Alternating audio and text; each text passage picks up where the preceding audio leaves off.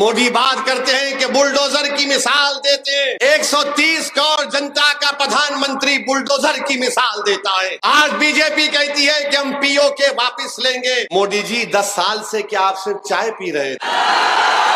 10 साल से क्या आप सिर्फ चाय पी रहे थे? लो पीओके को, हम भी कह रहे लो पीओके को। सच्चाई ये है कि हमारी 2000 स्क्वायर किलोमीटर के ऊपर चीन बैठा हुआ है और मोदी डेप्सांग डेमचाक का नाम नहीं लेना चाहते। पीओके की बात तो करते हैं, बहुत अच्छा है, मगर ये भी तो बोलो मोदी के चीन को उखाड़ कर फेंक देंगे, हम भारत की जमीन को बचाएंगे। मगर मोदी चीन का नाम नहीं लेते। अब चुनाव आया तो बोल रहे पीओके ले लेंगे। अरे 10 साल में ले लेते आप। कहां गया इनकी गारंटी? कोई गारंटी नहीं है। ये बीजेपी कह रही है 400 पार। आसाम का मुख्यमंत्री बीजेपी का कहता है कि 400 पार दो, हम और इबादत गाहें छीन लेंगे। बताओ मोदी जी, ये आपका एजेंडा है? 2014 में मोदी ने कहा था अच्छे दिन आएंगे। मोदी ने कहा था 15 लाख हर एक के अकाउंट में आएंगे, कि हमने सर्जिकल स्ट्राइक किया। मोदी ने बड़े बड़े वादे किए। हम सिर्फ वोट डालने वाले बनकर रह गए, हम वोट लेने वाले नहीं बन सके। आपको समझने की जरूरत है। आज सोनेलाल पटेल इस दुनिया में नहीं है, मगर उन्होंने अपनी एक बेहतरीन औलाद को हमारे दरमियान में छोड़ा है। सोनेलाल पटेल आज दुनिया में नहीं है, मगर दुनिया उनकी कुर्बानी को याद करती है और याद करते रहेगी कि कैसे इसी पार्लियामेंट के कॉन्स्टिट्यूंसी में उन पर पुलिस ने लाठियां बरसाई, उनका बायां हाथ तोड़ दिया, उनका पैर तोड़ दिया। वो शख्स जिसने अपने समाज के लिए अपना सब कुछ कुर्बान कर दिया। मेरे भाई लोग इन लोगों को हमेशा याद रखते हैं। ये जो डीलिंग व्हीलिंग करते हैं, ये जो हमारे वोटों का सौदा करते हैं, लोग इनको कभी याद नहीं रखेंगे। तो 25 तारीख के दिन अपने वोट को एक अमानत समझिए, अपने वोट का सही इस्तेमाल करिए। जब वोट डालने जाएंगे तो याद रखो वो बुलडोजर को, याद रखो। जब वोट डालने जाएंगे तो याद रखो जुल्म को। जब वोट डालने जाएंगे तो याद रखो CAA के कानून को। जब वोट डालने जाएंगे तो याद रखो उस पार्लियामेंट में किसने मोदी के 300 MP के सामने उस CAA कानून को काला कानून कहकर उस कानून को फाड़ दिया। जब आप 25 तारीख को वोट डालने जाएंगे तो याद रखो ट्रिपल तलाक के गलत कानून को मोदी ने बनाया। जब 25 तारीख को वोट डालने जाएंगे तो याद रखो जब नरेंद्र मोदी की हुकूमत ने महिलाओं को आरक्षण दिया तो कौन था पार्लियामेंट में जिसने पार्लियामेंट में खड़े होकर इस बात को मुतालिबा किया, डिमांड किया कि पिछड़े समाज की महिलाओं को भी आरक्षण मिलना चाहिए मुस्लिम महिलाओं के साथ। ये सब चीजें आपके सामने है। हम जो कर बोलते हैं वो आपके सामने करते भी हैं। तो मेरे अजीज दोस्तों, मेरी इज्जतदार माँ और बहनों, डरने और घबराने की जरूरत नहीं है। यकीनन हमारे सरों पर काले बादल जरूर हैं, मगर याद रखो इंशाअल्लाह ताला ये बादल हटेंगे। इंशाअल्लाह ताला हमारे मुकद्दर का सूरज चमकेगा। इंशाअल्लाह ताला जो लोग आज जुल्म कर रहे हैं, याद रखो दुनिया इनको हमेशा के लिए भुला देगी। इंशाअल्लाह ताला जो लोग आज हमको दबाने की, कुचलने की, हमारे वजूद को मिटाने की कोशिश कर रहे हैं, खुदरत इंशाअल्लाह ताला उनके वजूद को मिटा के रख देगी। इंशाअल्लाह ताला जो लोग सामाजिक न्याय हमसे नहीं कर रहे, अल्लाह हमसे इंसाफ करेगा और सामाजिक न्याय उत्तर प्रदेश में कायम करेगी इंशाअल्लाह ताला। मेरे अजीज दोस्तों और बुजुर्गों, आपको ये देख समझ कर अपने वोट का इस्तेमाल करना है। हमारी पार्टी के बारे में कहते हैं कि मजलिस, इस मुल्क को हमने आजाद करवाया अंग्रेजों की गुलामी से। इस मुल्क की आजादी की लड़ाई में कोई RSS के संघ परिवार के लोग नहीं थे। मेरे अजीज दोस्तों और बुजुर्गों, इस मुल्क को अंग्रेजों की 200 साल की गुलामी से हमने, अपनी बुजुर्गों ने हमारी जानों को कुर्बान किया। तो 25 तारीख के दिन एक इनकलाब आपको बर्पा करना पड़ेगा। मेरी आपसे यह भी अपील है कि बीजेपी 10 साल से नरेंद्र मोदी इस देश के वजीर आजम और प्रधानमंत्री हैं। 2014 में मोदी ने कहा था अच्छे दिन आएंगे। मोदी ने कहा था 15 लाख हर एक के अकाउंट में आएंगे। मोदी ने कहा था कि 2 करोड़ नौकरियां दूंगा। फिर 2019 आया तो मोदी ने कहा कि हमने सर्जिकल स्ट्राइक किया। मोदी ने बड़े बड़े वादे किए। बताइए, आज मैं उन लोगों से पूछना चाह रहा हूं, क्या तुम अगर भारत से सच्ची मोहब्बत करते हो तो क्या तुम सिर्फ मस्जिद और मंदिर के झगड़े में उलझ कर रहोगे या फिर अपनी नौकरी की लड़ाई लड़ोगे?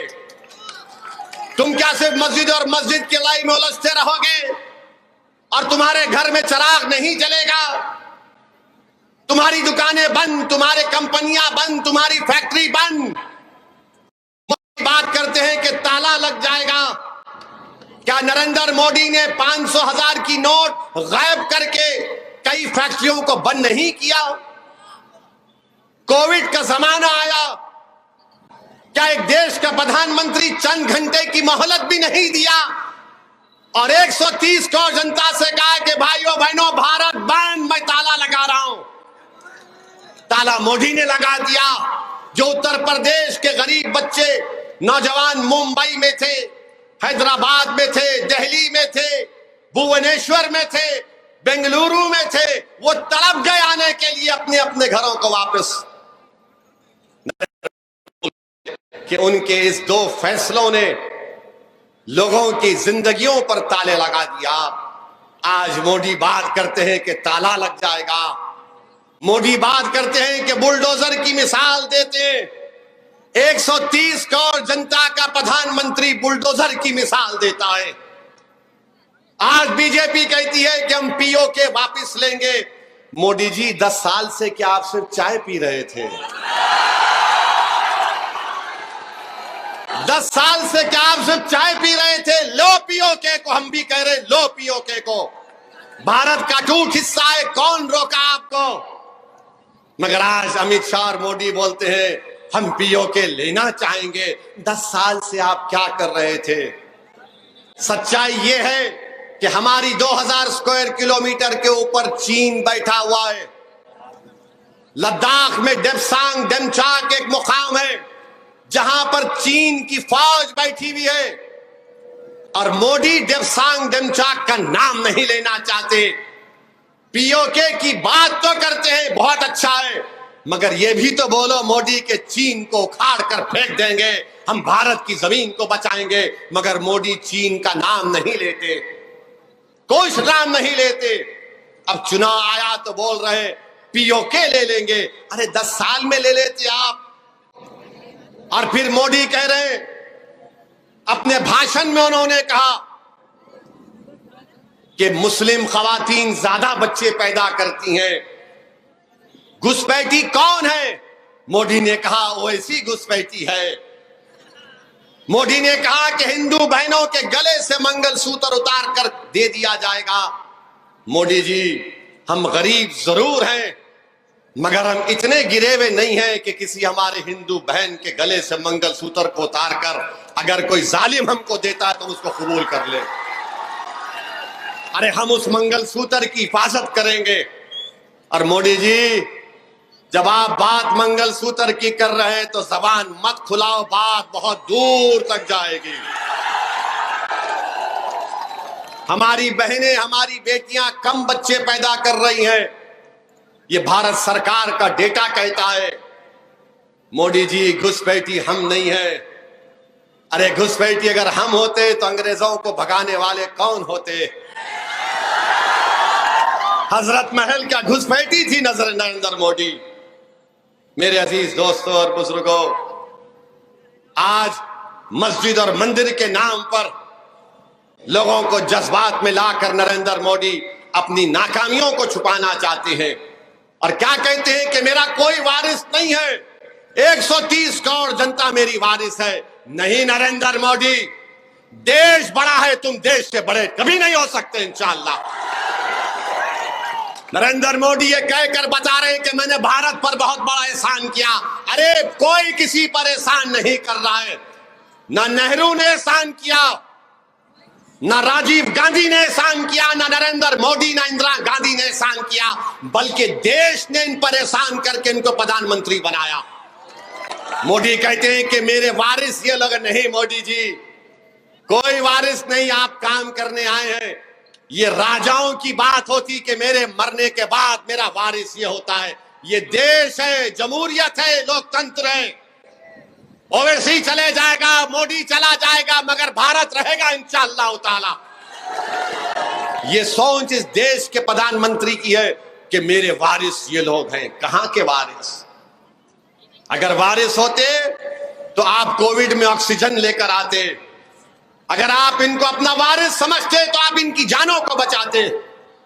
मेरे अजीज दोस्तों और बुजुर्गों, आज भारत के प्रधानमंत्री के बहुत सी बातें अगर बोलना शुरू करूं तो बहुत देर हो जाएगी, मगर सिर्फ आपसे इतना अपील कर रहा हूं कि ये पार्लियामेंट का चुनाव है, आपको जरा ऊपर उठकर वोट देना है।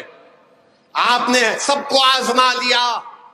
आज हम आपसे अपील करने आए हैं कि पीडीएम को आप अपने दुआओं से, अपने आशीर्वाद से नवाजिए और इंशाअल्लाह ताला हम आपकी उम्मीदों पर उतरने की पूरी कोशिश करेंगे।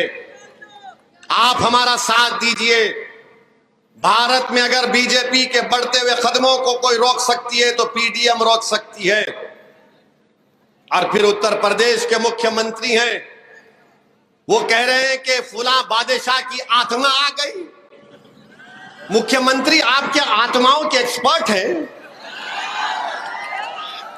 फिर अगर आप एक्सपर्ट हैं तो बताओ, उत्तर प्रदेश के युवा जो गवर्नमेंट की नौकरी का इम्तिहान लिख रहे थे, वो पेपर क्या गोडसे की आत्मा ने लीक किया था? बताओ प्रधानमंत्री, आप वारिस कहते हैं ना, क्या विधानसभा के चुनाव में नरेंद्र मोदी ने उत्तर प्रदेश की जनता से नहीं कहा था कि चुट्टा जानवर को मैं कंट्रोल करूंगा? मेरी बात का यकीन करो मोदी जी, आप तो दिल्ली में आराम से बैठे हैं, चुट्टा जानवर पूरी खेतों को खाकर बर्बाद कर रहा है। कहां गया इनकी गारंटी? कोई गारंटी नहीं है। ये बीजेपी कह रही है 400 पार। आसाम का मुख्यमंत्री बीजेपी का कहता है कि 400 पार दो, हम और इबादत गाहें छीन लेंगे। बताओ मोदी जी, ये आपका एजेंडा है? 400 पार की बात बीजेपी करती है, मगर क्या पेट्रोल 100 पार नहीं हुआ? पेट्रोल 100 पार हो चुका है। भारत के प्रधानमंत्री को उसकी फिक्र नहीं है। भारत के प्रधानमंत्री को उसकी कोई फिक्र नहीं है। और ये बात याद रख लीजिए आप, बीजेपी अगर सत्ता में आएगी तो संविधान को खतरा है। और क्या है, कैसे बताता हूं मैं। हमारे वाइस प्रेसिडेंट साहब, क्या उन्होंने अपने कई भाषणों में नहीं कहा कि संविधान का बेसिक स्ट्रक्चर नहीं है? जब बेसिक स्ट्रक्चर नहीं रहेगा तो चैप्टर 3 कहां रहेगा? फंडामेंटल राइट्स कहां पर रहेंगे? आर्टिकल 15 और 16 कहां पर रहेगा? भारत आइन की दफा 29 और 30 कहां पर रहेगी? 14 कहां पर रहेगा? आज बीजेपी पर प्रधानमंत्री बोलते नहीं नहीं, यकीनन 400 पार का मतलब यह होगा। मोदी जी क्या कहते हैं कि किसी और का आरक्षण लेकर मुसलमानों को दिया जाएगा। मोदी जी, आपने जो दलित समाज को, पिछड़ा समाज को धोखा दिया, किसी ने नहीं दिया होगा। जिस देश की आबादी 80% है, 80% आबादी को मोदी जी ने कह दिया कि तुम्हारे लिए 28% रिजर्वेशन है। जिस देश की आबादी में उन लोगों का हिस्सा 20% है, मोदी ने कहा कि मैं तुमको 10% आरक्षण दूंगा। मोदी जी, उस 10% में दलित नहीं जा सकता, आदिवासी नहीं जा सकता, तो बताओ आपने किसके लिए किया ये? मेरे अजीज दोस्तों और बुजुर्गों, ये बात आपको समझना है। हम देश के प्रधानमंत्री से, नरेंद्र मोदी से ये सवाल करना चाहते हैं कि आप हमको बता दीजिए कि क्या आप आरक्षण रखेंगे या हटाएंगे।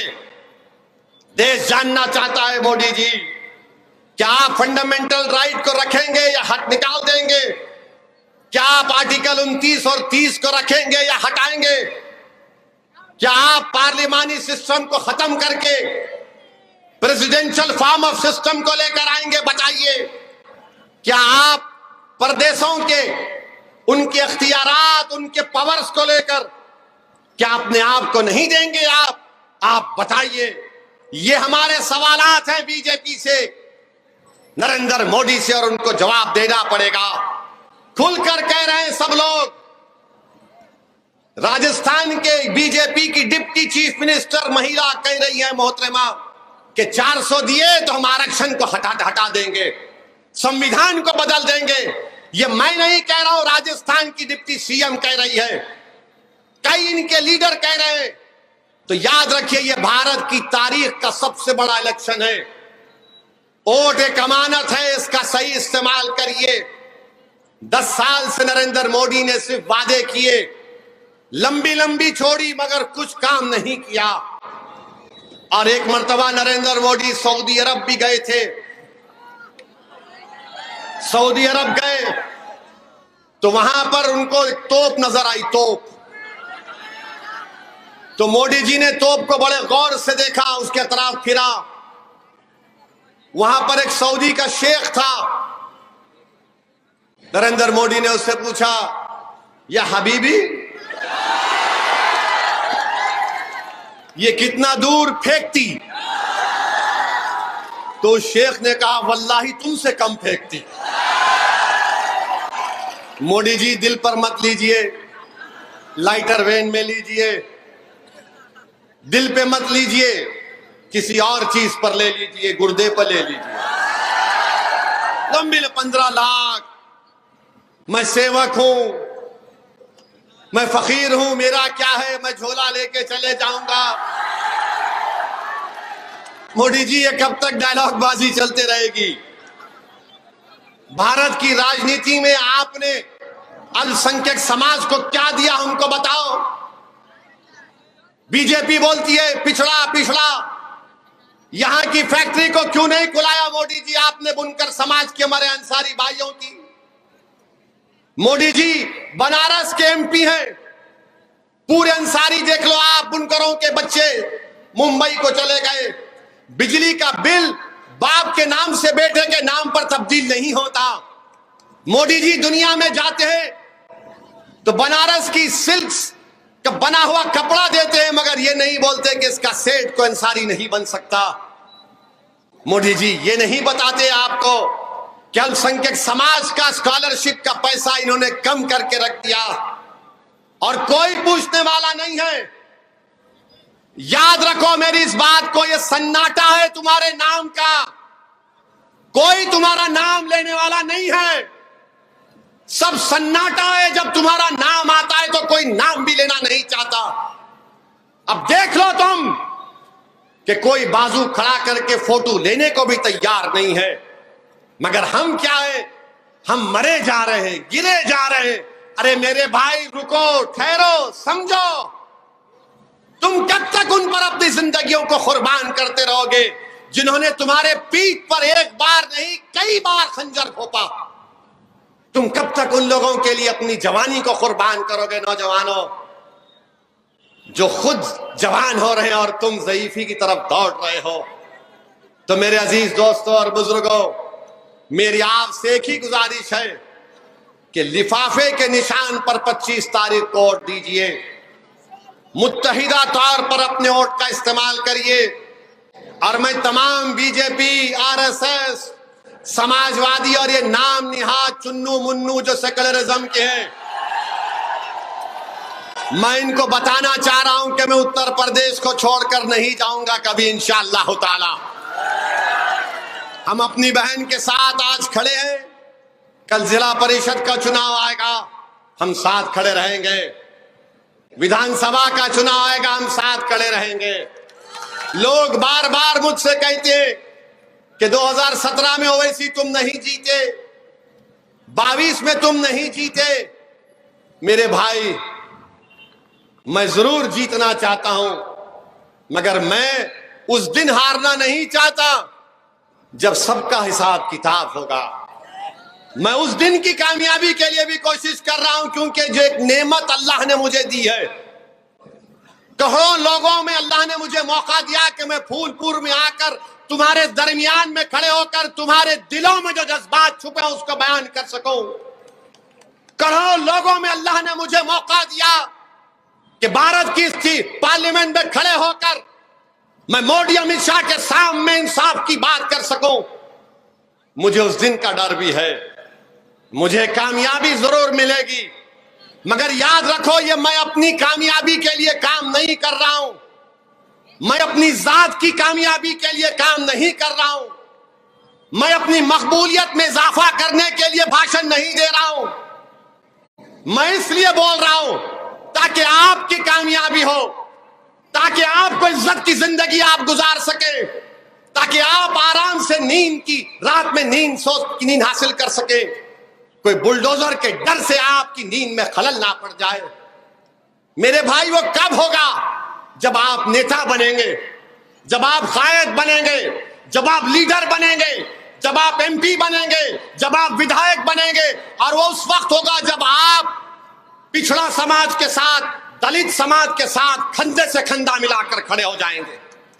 ये आपने समाजवादी को दिया, ये सिर्फ अपनी परिवार की बात करने वाले, ये अपनी परिवार की बात करने वाले हैं। कांग्रेस की बात मत करो, मेरी जबान मत खुलाओ। महाराष्ट्र में 48 लोकसभा की सीटें हैं, एक भी मुसलमान कैंडिडेट नहीं है।